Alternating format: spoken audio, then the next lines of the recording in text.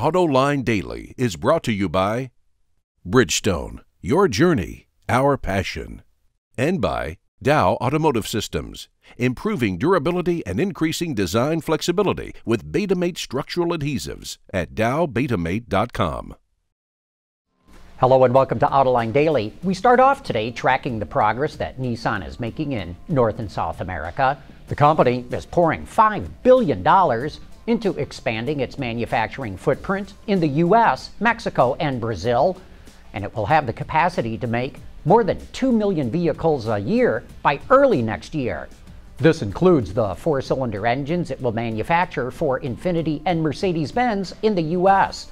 Nissan is also hiring an additional 10,000 employees as part of this expansion.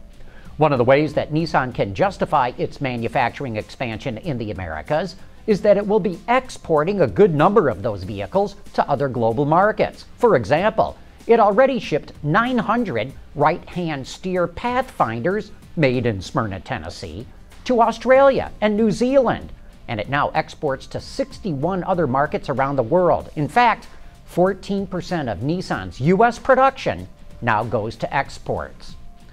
We've been watching automakers cut the prices of their electric cars to try and stimulate sales, and now Toyota is the latest to follow suit. The electric RAV4 started with a $599 a month lease, but Toyota just slashed that to $299 a month. Sales are woefully behind where Toyota thought they would be, but you'd think they'd cut the price even more since you can now get leases on the Nissan Leaf and Chevy Volt for less than $200 a month. The electric RAV4, which was engineered by Tesla, is pretty much only sold in California. Chinese automaker Geely says it will start selling vehicles jointly developed with Volvo in the U.S. by 2016. As you know, Geely bought Volvo from Ford a few years back, and now the company hopes Volvo's safety reputation will help it compete in the U.S. market.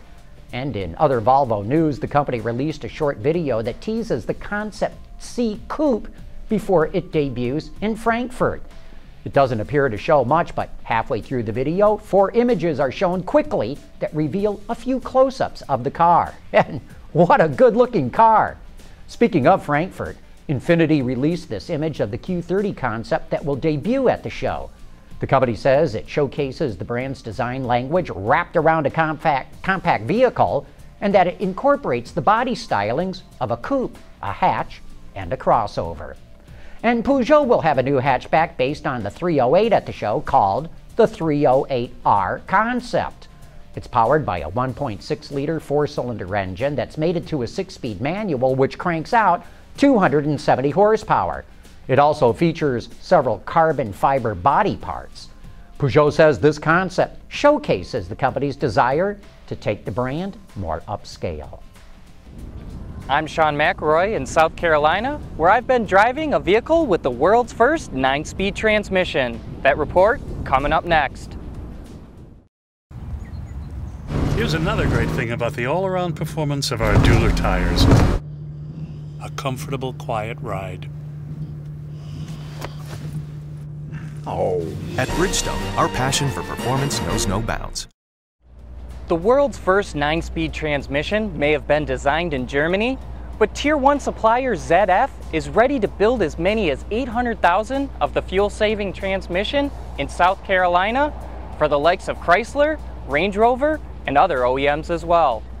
The ingenuity is in the design and of course the spread of gear ratios, which it helps in the fuel economy as well, because it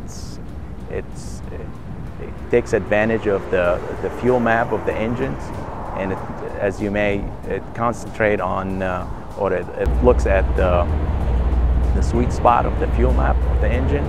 Plus, it's intuitive in the matter that it realizes at what speed, at what gear need to be in order to give you that smoothness during the launch of full throttle. Another of the line of ZF products is its 8-speed hybrid transmission, which is built in Germany and you can find in the likes of BMW's Range Rovers and the Audi Q5.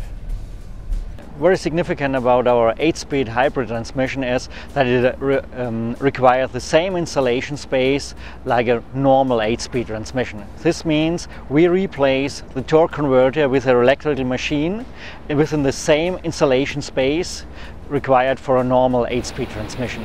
And this allows the maximum of flexibility for the OEM to install our transmission. ZF has no plans for the 8-speed hybrid to join the South Carolina lineup. However, with more than 1.2 million transmissions to produce next year, the Gray Court facility should stay busy enough. From Greenville, South Carolina, I'm Sean McElroy for Autoline Daily. Hey, don't forget that our guest on Autoline After Hours this week is Jeff Luke, the chief engineer of the Chevy Silverado and GMC Sierra. It'll be a great opportunity to learn how they went about developing this truck. But that wraps up today's report. Thanks for watching. Please join us again tomorrow.